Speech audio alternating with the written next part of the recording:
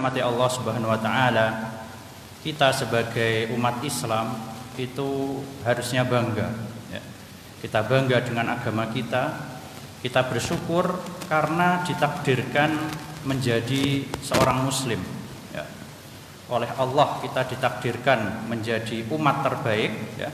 Kuntum khaira ummatin ukhrijat linnas. Kalian adalah sebaik-baik umat yang dikeluarkan ke manusia ya. Dilahirkan di tengah-tengah manusia. Kemudian Rasul yang diutus kepada kita adalah Rasul terbaik ya. Nabi Muhammad SAW.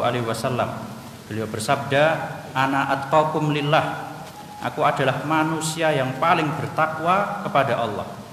Dan juga kita diberi sebuah kitab suci yang mana itu merupakan kitab suci terbaik yang pernah ada, yaitu Al-Qur'anul Karim. Para jamaah yang dirahmati Allah Subhanahu wa taala, membaca Al-Qur'an itu merupakan ibadah yang sangat mudah tetapi pahalanya sangat banyak ya. Ini merupakan salah satu keistimewaannya umat Islam. Jadi umat Islam itu di antara keistimewaannya, mereka diberi ibadah yang lebih ringan dibandingkan umat-umat sebelumnya, tetapi pahalanya tidak kalah banyak ya. Sebagai contoh misalnya sholat ya. Ketika zamannya Nabi Musa alaihissalam, dulu sholat itu sempat 50 kali ya, sehari semalam. Tetapi kita alhamdulillah ya, kita hanya 5 kali sehari semalam saja. Tetapi 5 kali sholat yang kita lakukan itu tidak kalah pahalanya seperti 50 kali sholat yang dilakukan oleh Bani Israel. Begitu pula Al-Quran ya. Rasulullah SAW pernah bersabda, man qara'a harfan min kitabillahi falahu bihi hasanatun ya. Barang siapa yang membaca satu huruf Al-Quran saja, maka dia akan mendapatkan satu pahala. Wal hasanatu bi asyri amthaliha. Dan satu pahala dari satu huruf akan Allah lipat gandakan menjadi 10 ya. La aqulu alif lam mim harfun ya. Kata Nabi SAW, aku tidak bilang alif lam mim itu satu huruf ya. Walakin alifun harfun, walamun harfun, wa mimun harfun. Tetapi alif satu huruf, mim satu huruf, dan lam satu huruf, dan mim satu huruf. Jadi kita baca alif lam mim aja sudah dapat berapa? 30 ya. Jadi ini merupakan suatu hal yang ringan tapi pahalanya sangat banyak. Dan keutamaan baca Al-Qur'an satu huruf dilipat gandakan jadi 10 itu sekadar baca hurufnya doang ya. Jadi meskipun yang baca itu belum paham artinya. Jadi mungkin sebagian kita yang belum paham makna-makna Al-Qur'an itu membaca hurufnya saja sudah dapat pahala, padahal mungkin nggak tahu artinya apa ya. Apalagi yang tahu artinya ya.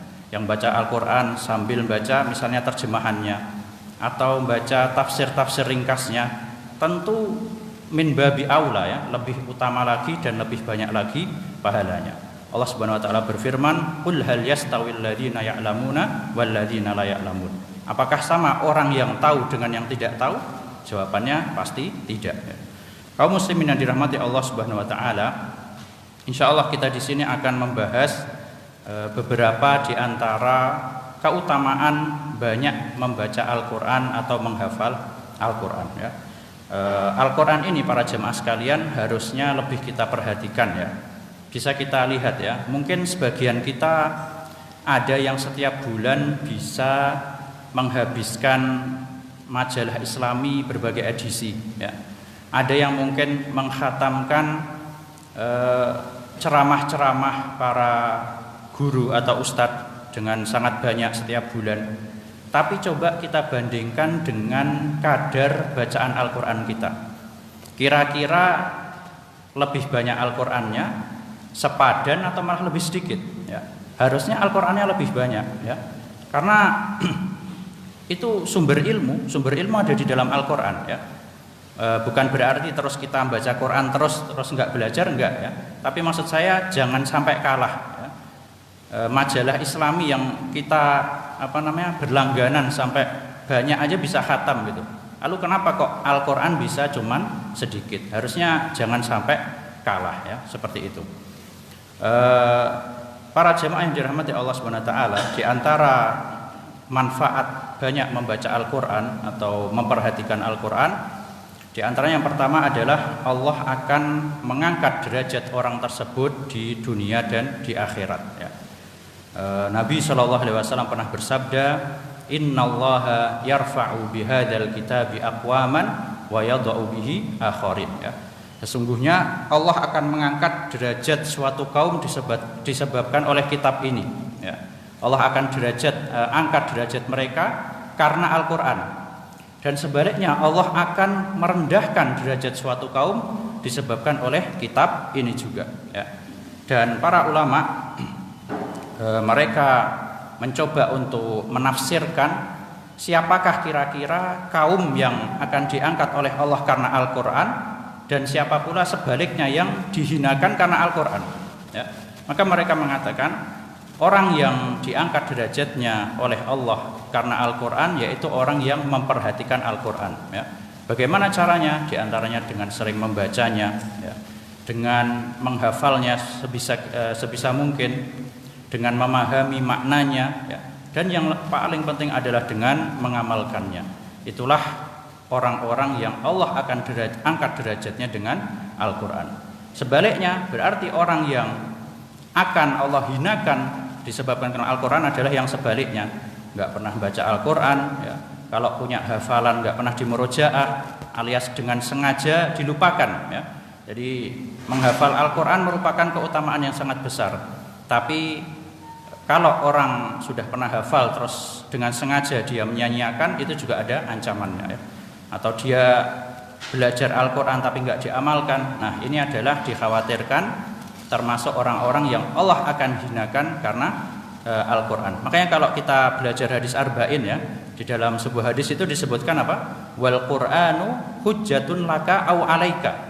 Jadi Quran ini bisa jadi penolongmu atau malah bisa jadi yang menyebabkanmu terjerumus ke dalam kebinasaan, ya.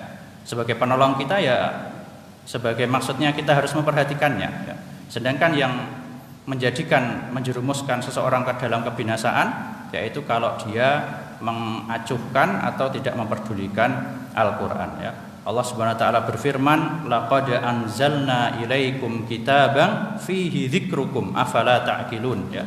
Sungguh kami telah turunkan sebuah kitab yang mana di dalam kitab ini terdapat sebab-sebab kemuliaan kalian, ya. Ini kunci dari kalau umat Islam pengen mulia lagi, ya, yaitu kembali kepada Al-Quran dan tentu kepada sunnah tentunya, karena sunnah termasuk Al-Quran, ya, ada di dalam Al-Quran.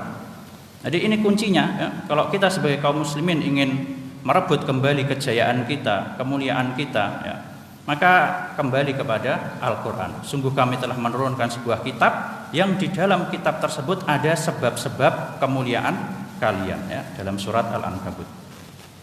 Para jemaah yang dirahmati Allah Subhanahu wa taala, di antara keutamaan yang lain dari seseorang sering membaca Al-Quran atau menghafal Al-Quran adalah dia merupakan sebab utama untuk menanamkan kecintaan anak terhadap Al-Quran, ya. Jadi sama saja apakah itu anak kita, ya, anak kandung kita, atau kita sebagai guru terhadap murid-murid kita, ya. Ini saya dengar dari salah satu ceramah salah seorang syekh, ya. Jadi a'dhamu asbab, ya, sebab terbesar kita menanamkan kecintaan Al-Quran pada hati anak-anak kita yaitu dengan qudwah hasanah, ya. Jadi apa namanya? Qudwah, suri tauladan, ya. Suri tauladan yang baik, ya. Seorang anak yang ketika dia masuk rumah melihat bapak sama ibunya membolak-balikkan lembaran mushaf, ya, melihat orang tuanya membaca Al-Quran atau sholat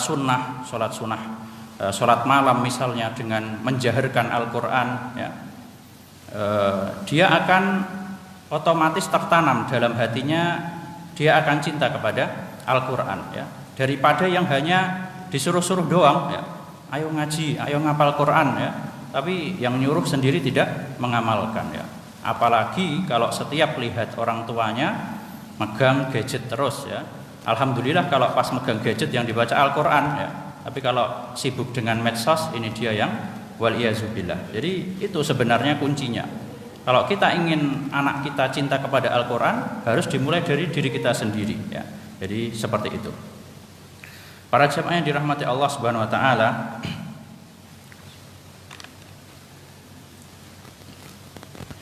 di antara keutamaan lain dari banyak membaca Al-Quran, Al-Quran ini bisa memberikan barokah kepada orang yang membacanya dalam perkara dunia maupun akhiratnya ya. Jadi kalau kita perhatikan ini, Al-Quran ini merupakan paket lengkap ya, paket komplit, semuanya ada di dalam situ. Yang butuh nasihat ada ya, yang butuh motivasi ada semua di dalam situ. Yang butuh obat misalnya mau diruqyah bisa dengan Al-Quran. Yang pengen belajar ada ilmunya di dalam Al-Quran. Jadi sudah lengkap Al-Quran itu. Seandainya seseorang itu memperhatikan Al-Quran ya, insya Allah dia terpenuhi segala hajat hidupnya di dunia ya, urusan dunia dan akhiratnya itu akan terpenuhi. Bukan hanya terpenuhi, bahkan terberikan barokah ya. Allah Subhanahu wa taala berfirman, inna hadzal qur'ana yahdi lillati hiya aqwam. Sesungguhnya Al-Quran ini akan menunjukkan jalan yang paling lurus ya. Maksudnya apa? Dari segi akidah, Al-Quran akan menunjukkan akidah yang paling lurus. Dari segi muamalah, Al-Quran akan menunjukkan bagaimana muamalah yang paling benar. Dari segi ibadah ya, Al-Quran akan menunjukkan bagaimana cara ibadah yang paling benar.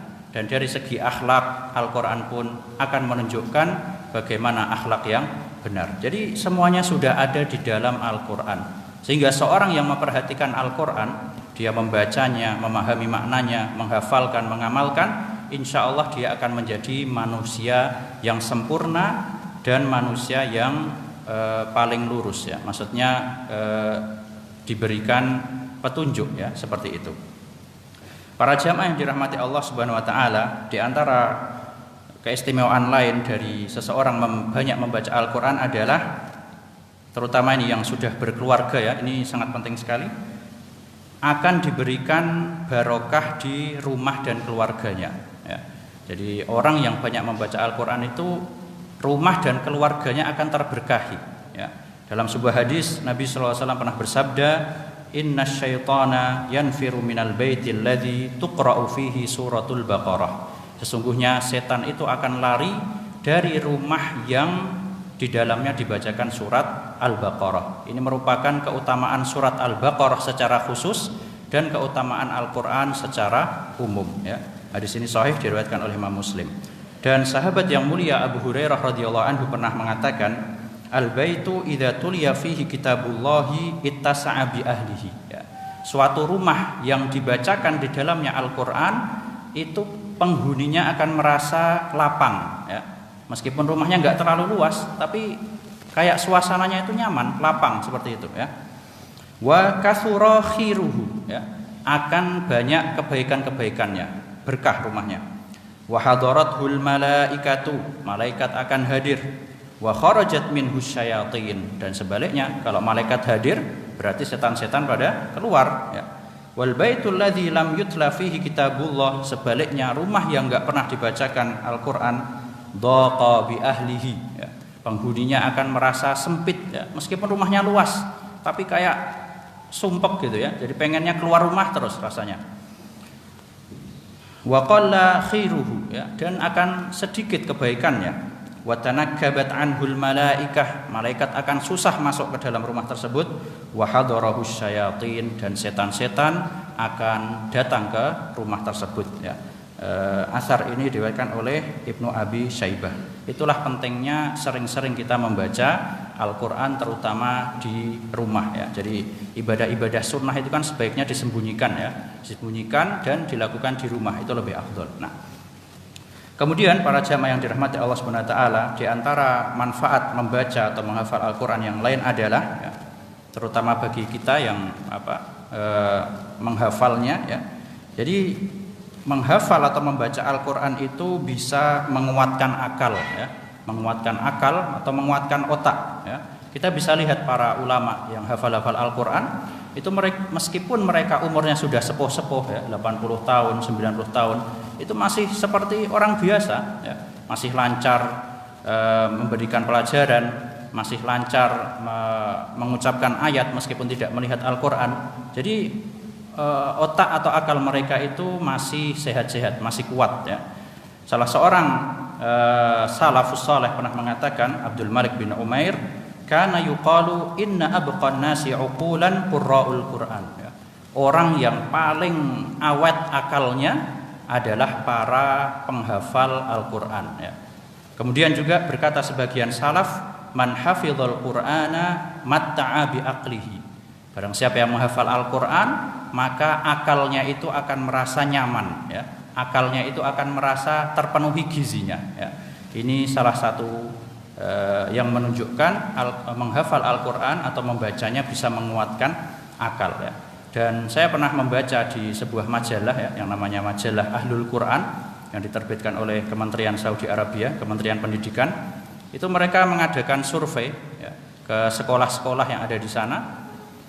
Mereka memperhatikan para murid-murid yang awail ya, awail itu ranking-ranking awal seperti itu ya. Itu ternyata mereka adalah para penghafal Quran atau yang hafalannya banyak ya.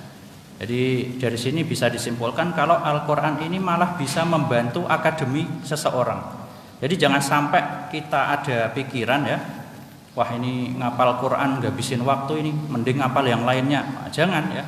Dengan kita ngapal Quran malah dimudahkan untuk menghafal yang lainnya ya. Jadi itu barokahnya Al-Quran, dia bisa menguatkan akal dan bisa mencerdaskan seperti itu. Dan ini ya pesan buat teman-teman sekalian, apalagi yang masih dalam akademisi ya. Kalau kita belum bisa memberikan untuk orang tua kita misalnya ranking 1, ranking 2, ranking 3 ya. Itu namanya ranking itu kan mesti yang dapat cuma satu orang ya. Enggak mungkin ranking 1, 2 orang. Dan itu masalah duniawi ya. Kalau kita belum bisa memberikan kebahagiaan orang tua kita dengan menjadi ranking 1 atau ranking 2, paling enggak kita jadi penghafal Quran. Jadi orang yang bisa hafal Al-Quran. Itu merupakan sebuah kemuliaan yang bisa didapatkan oleh semua orang. Beda sama ranking ya cuma 1 atau 2 orang aja. Satu sekolahan paling 1 doang ya. Tapi orang hafal Quran bisa dimiliki oleh siapapun yang niatnya ikhlas dan berusaha keras. Para jemaah yang dirahmati Allah Subhanahu wa taala, di antara keistimewaan lain dari seseorang banyak membaca Al-Qur'an ya, adalah dia akan diberikan barokah di waktunya ya. Jadi kita sudah tahu dia bisa memberikan barokah di urusan dunia dan akhirat. Al-Quran bisa memberikan barokah di rumah dan keluarga. Sekarang Al-Quran bisa memberkahi waktu kita ya. Yang memberkahi Allah pasti, tapi melalui dengan sebab Al-Quran. Salah seorang ulama yang bernama Profesor Dr. Sulaiman Ar-Ruhaili, beliau beberapa kali pernah datang ke Indonesia untuk mengadakan daurah. Beliau pernah mengatakan, jamilun jiddan anta ja'ala fi bidayati yaumika nasiban min waqtika lil Qur'an ya. Bagus sekali kalau kalian menjadikan awal hari kalian ya, maksudnya di pagi hari itu ada waktu untuk ngaji ya, untuk membaca Quran ya. Kenapa? Satanjizu a'malan ma la tunjizuhu laulam taqra'il Quran. Kamu akan merasakan pada hari itu bisa menyelesaikan pekerjaan-pekerjaan yang tidak bisa kamu selesaikan seandainya kamu nggak ngaji ya. Ini bisa kita rasakan ya. Ketika kita misalnya di pagi hari baca Quran ya, kemudian banyak dengan porsi yang cukup banyak, itu kayak urusan kita dipermudah gitu ya. Jadi di hari itu seperti urusan-urusan kita kayak diberkahi waktunya. Jadi bisa selesai semua seperti itu dibandingkan saat nggak ngaji pada pagi harinya ya. Ini merupakan barokah Al-Quran dari segi waktu. Jadi jangan sampai wah ini masih banyak urusannya aku nggak sempat ngaji gitu. Jangan ya. Dengan ngaji insya Allah dipermudah ya. Tentu dengan memperhatikan maslahat dan mafsadat seperti itu. Dan juga salah seorang ulama, seorang salafus saleh yang bernama Ibrahim Al-Maqdisi pernah menasihati muridnya yang bernama Abbas bin Abdud Daim. Beliau mengatakan aksir min qiraatil Qur'anil Karim wa la tatrukhu. Perbanyaklah membaca Al-Qur'an dan jangan sekali-kali engkau tinggalkan. Fa innahu yatayassaru lakal ladzi tatlubuhu ala qadri ma taqra. Karena kamu akan dipermudah, ya. Kamu akan dipermudah untuk mendapatkan apa yang kamu cari sebanyak atau sesuai ayat yang kamu baca, ya. Jadi semakin banyak kita baca ayatnya, semakin banyak porsi kita ngaji, insya Allah urusan kita semakin dipermudah karena waktunya diberkahi oleh Allah Subhanahu wa Ta'ala. Dan siapa yang nggak kenal dengan Syekhul Islam Ibnu Taimiyah, ya? Kalau kita sebut Syekhul Islam Ibnu Taimiyah, yang otomatis terpikir di pikiran apa? Seorang ulama, ya. Karya-karyanya sangat banyak sekali. Bahkan dalam sebuah riwayat disebutkan fatwa-fatwa beliau sampai bisa, kalau dikumpulkan semua, ya, kalau dikumpulkan semua bisa sampai 300 jilid, ya. Kalau sekarang yang terkumpul itu kan sekitar 37 jilid fatwa Ibnu Taimiyah, ya. Itu saja, ya, orang sealim beliau, ya, karya tulisnya sebanyak itu, ya, bahkan sampai belum nikah saking sibuk dengan ilmu, sampai mengatakan di akhir hidupnya, wa nadimtu ala tadyi'i aktsari awqati fi ghairi ma'anil Qur'an. Aku menyesal kok aku dulu enggak banyak mempelajari makna-makna Al-Qur'an, ya. Aku menyesal kenapa kebanyakan waktuku itu dulu enggak digunakan untuk memahami makna-makna Al-Qur'an, ya. Itu sekelas Ibnu Taimiyah aja masih menyesal, ya. Kenapa kok dulu enggak banyak fokus di Al-Qur'an, ya. Beliau mengatakan di akhir hidupnya, ya. Jadi begitulah para jamaah sekalian, beberapa di antara manfaat atau keistimewaan dari banyak membaca Al-Qur'anul Karim, membaca, menghafal sebisa mungkin, ya. Meskipun mungkin kita sudah berumur, tetap jangan menyerah, ya. Seperti tadi, ya, dia bisa menguatkan akal, ya. Terus insya Allah kalau kita niatnya baik, ya, kita pengen anak-anak kita sebagai penghafal Quran, ya harus dimulai dari kita, ya. Allah mengatakan iya'lamillahu fi qulubikum khairan yu'tikum khaira. Kalau Allah mengetahui di hati-hati kalian itu ada kebaikan, Allah akan kasih kebaikan yang lebih banyak lagi. Kalau Allah tahu di hati-hati kita berusaha untuk ngapal Quran meskipun sedikit demi sedikit, ya, niscaya Allah akan balas dengan kebaikan yang lebih banyak, ya. Bisa jadi anak-anak kita dimudahkan untuk menghafal Quran, atau kita dijadikan orang yang bermanfaat atau berbarokah. Jadi itulah manfaat membaca Al-Quran, ya. Al-Quran itu berkah, dan orang yang memperhatikan insya Allah nggak bakal rugi dunia akhirat. Allah akan cukupi dia, Allah akan mudahkan perkara dia dunia maupun akhirat. Jadi marilah bagi kita yang mungkin belum bisa continue setiap hari ngaji Quran, terutama mungkin kalau bisa di pagi hari, ya, maka mulai sekarang kita coba meskipun belum bisa banyak. Dan bagi yang alhamdulillah sudah bisa continue ngaji setiap hari, maka kita tambah lagi porsinya, ya. Dan amalan yang paling baik, amalan yang paling dicintai Allah adalah yang paling konsisten, ya, meskipun tidak banyak. Rasul SAW bersabda, ahabbul a'mali ilallahi adwamuha wa in qalla. Amalan yang paling dicintai oleh Allah adalah yang paling continue, yang konsisten meskipun itu tidak banyak, ya.